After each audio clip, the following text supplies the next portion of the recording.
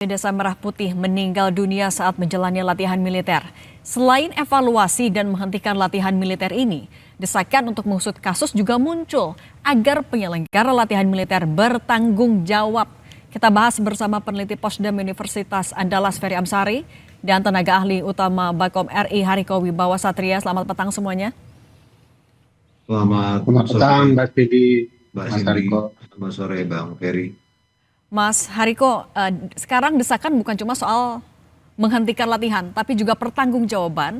Kemudian ada desakan Komnas HAM menyelidiki ada atau tidaknya dugaan pelanggaran HAM. Tanggapan Anda? Ya, terima kasih Mbak Cindy. Yang pertama pemerintah menyampaikan duka cita yang mendalam atas meninggalnya saudara-saudara kita, calon manajer operasi Desa Merah Putih dan Kampung Nelayan Merah Putih. Kepergian mereka adalah kehilangan yang besar bagi negara, kehilangan yang besar bagi keluarga, dan kehilangan besar bagi kita semua. Dan kami mendoakan saudara-saudara kita tersebut ditempatkan di surga Allah Subhanahu wa Ta'ala, dan keluarga yang ditinggalkan dalam kesabaran dan ketabahan. Ingin kami sampaikan bahwasanya pelatihan untuk 35.000 orang lebih peserta ini tidak dilanjutkan begitu saja, seolah-olah tidak terjadi apa-apa. Prioritas utamanya saat ini adalah keselamatan nyawa. Perbaikan apapun akan dilakukan demi keselamatan nyawa saudara-saudara kita. Dan kegiatan latihan dasar militer ini sudah dihentikan.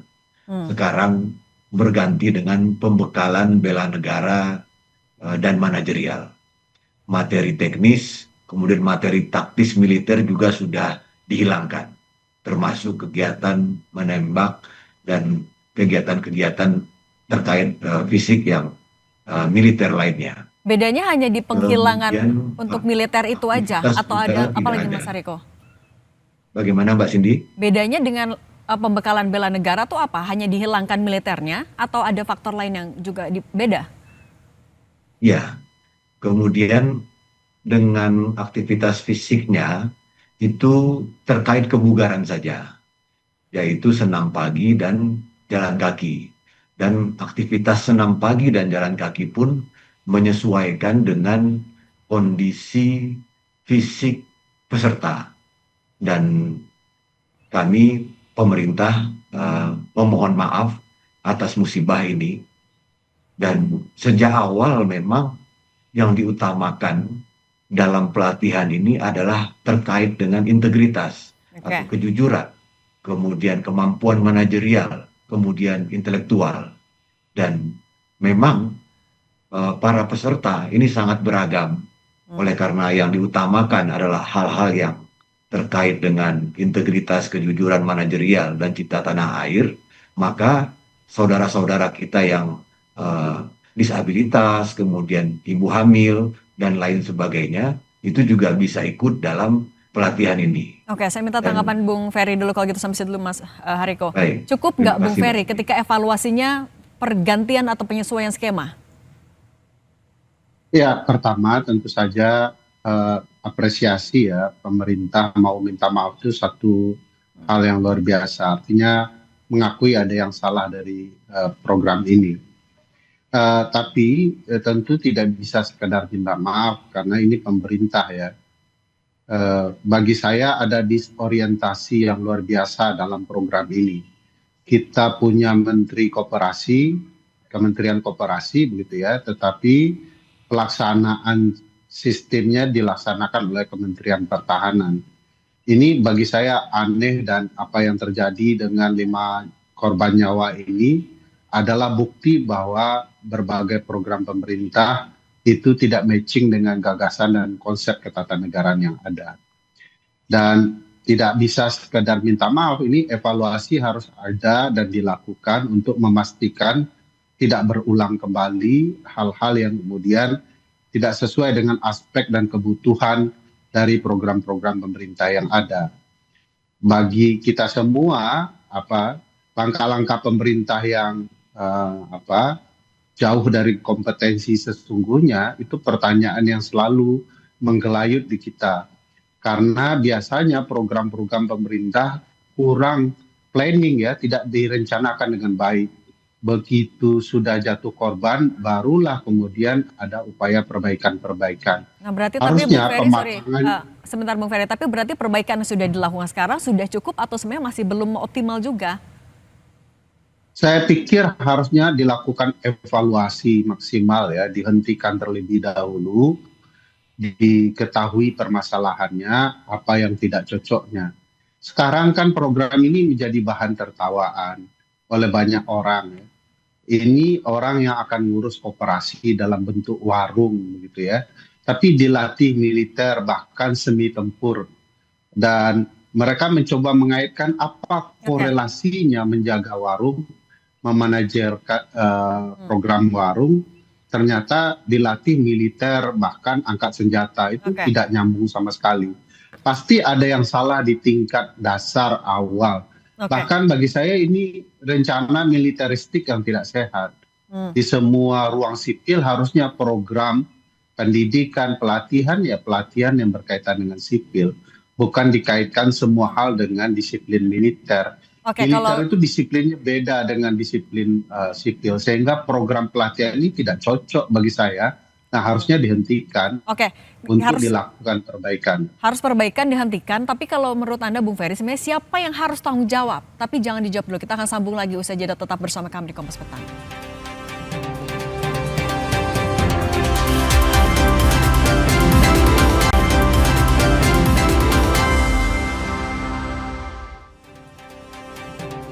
Melanjutkan dialog dan pertanyaan yang tadi Bung Ferry Amsari. Jadi sebenarnya siapa yang harusnya bertanggung jawab?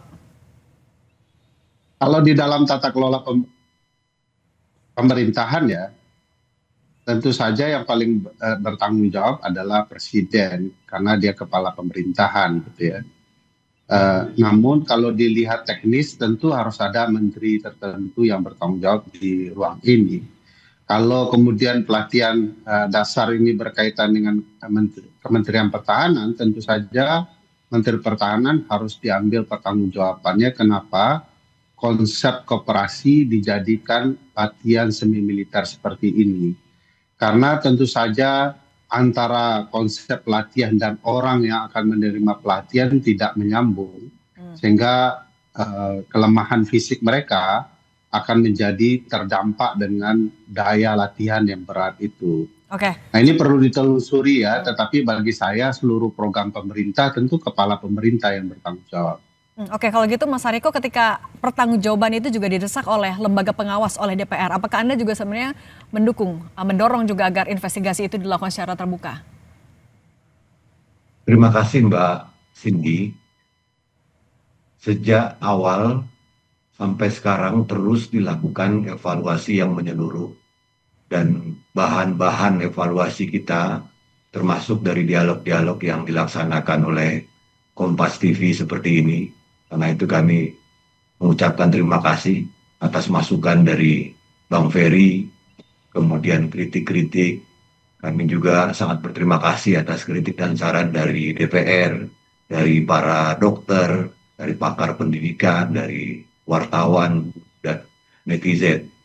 Karena kita yakin itu karena kecintaan Bapak Ibu, dan kita semua satu tujuan sebetulnya. Kita ingin mendorong kemajuan ekonomi di seluruh desa, di pesisir, untuk para petani, dan untuk para nelayan melalui koperasi. Oke Mas Hariko, tapi Nah, tadi belajar dari ditanyakan pengalaman apa yang yang kemarin, sorry saya potong dulu Mas Hariko. dasari Mas Hariko, sorry. sebetulnya kegiatan ini. Mas Hariko, tapi kalau belajar dari pengalaman yang kemarin, apakah artinya evaluasi atau perbaikan selanjutnya sudah ada manajemen risiko, planning yang matang betul?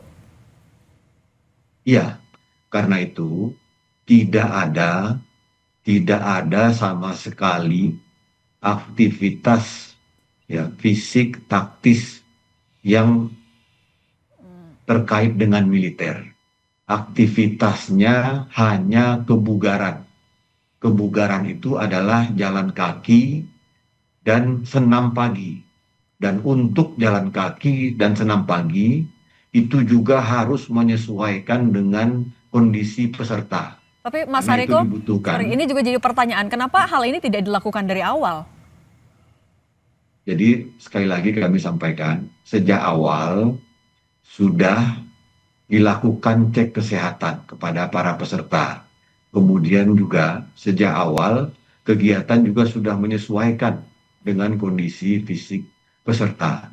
Oke. Namun demikian, karena kondisi fisik ini berbeda-beda, sehingga terjadi hal-hal yang tidak kita inginkan. Oleh karena itu, langsung ditangani oleh tim medis di satuan, kemudian dibawa ke rumah sakit.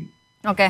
Kami tidak ingin membahas ini kembali sebetulnya karena khawatir ada keluarga yang masih berduka. Tapi sekali lagi, pelatihan ini tidak dilanjutkan begitu saja, seolah-olah tidak terjadi apa-apa. Oke. Oleh karena itu, prioritas utamanya saat ini adalah keselamatan nyawa dan kesehatan dari seluruh peserta ini. Ya itu, Dan iya. kami perlu menyampaikan, seperti yang ditanyakan tadi, sebetulnya apa yang melandasi ini. Dan kami, jadi para calon manajer koperasi ini akan mengelola dana publik dan hajat hidup warga di pedesaan, kemudian dan juga para nelayan. Nah, kondisi nyata di lapangan, khususnya di kawasan pesisir, kemudian di pedesaan, itu penuh dengan dinamika seperti cuaca yang ekstrim, kemudian tengkulak, kemudian sistem ijon. Oke, kami sudah tangkap poinnya. Kalau gitu, saya juga minta tanggapan Bung Ferry. Karena itu, oke, Mas Hariko.